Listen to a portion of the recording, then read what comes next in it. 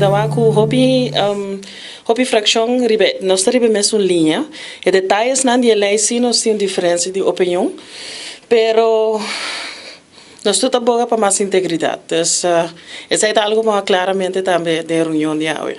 Como assim também o colega da fração Raiz a presidir a reunião e o senhor Vrolijk a a oportunidade também para ir a palavra, nível de debate, vai sentir cambio?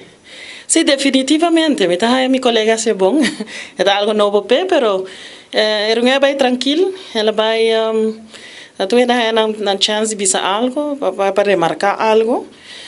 Contenta também que o nosso voorzitter também para apresentar sua lei de iniciativa.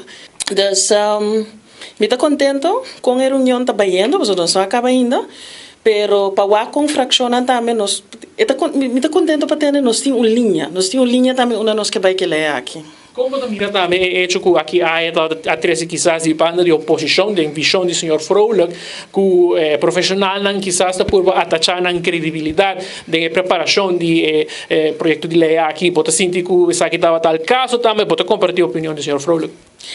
Bom, me tem lugar para pergunta, me tem lugar para crítica. Me não sei se necessariamente está atachar profissional na per se, pero me quer no momento que botar na conta quanto gente atrás ele aqui para quanto tempo, bom me se dona na valor também, que nós aqui não está sendo, pero também que nada informar nós, informar pueblo de como é o processo aqui também está cá.